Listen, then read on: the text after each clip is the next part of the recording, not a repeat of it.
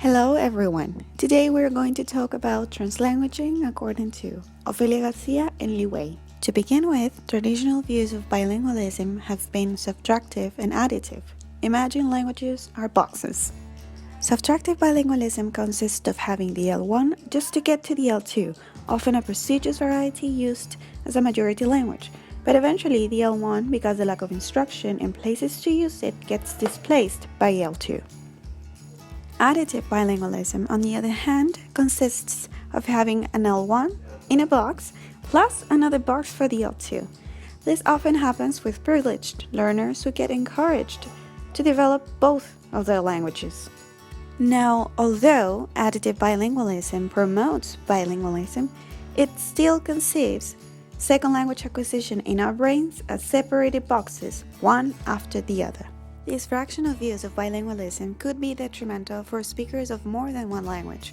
One, they might lose one language, risking their sense of identity and belonging to their speaking communities. Two, they might have trouble switching off one or more of the languages as it is expected from them. And three, they are not allowed to use all of their linguistic systems to convey meaning. However, there is something different, dynamic bilingualism, which conceives the idea that bilingualism is neither linear nor static. From here, translanguaging emerges. The concept of translanguaging derives from that Welsh word, and it was used to refer to pedagogical practices where students switched between English and Welsh. However, translanguaging for these authors goes a little bit further. Translanguaging moves past the idea of boxes of languages in our brains to conceive it as a unitary linguistic repertoire. But what is this? It means that rather than separated languages, we have a unitary linguistic repertoire from where we can select different features to communicate effectively in the world.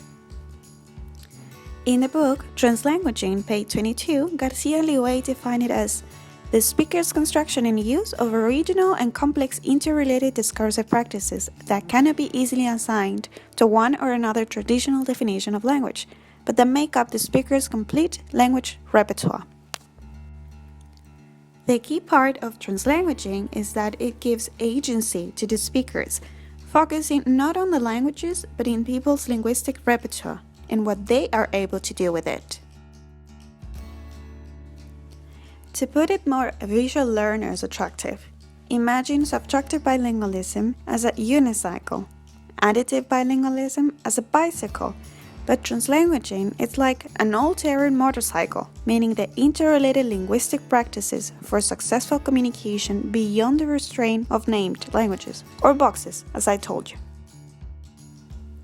Remember, what we have in our brains is a unitary linguistic repertoire, different from speaker to speaker.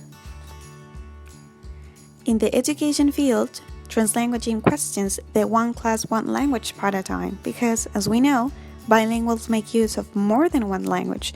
Therefore, teachers should encourage students to acknowledge and embrace their full linguistic system. Finally, translanguaging claims that language belongs to speakers and not to nations, moving the power from, as they say, the hands of a few to the people who use those languages.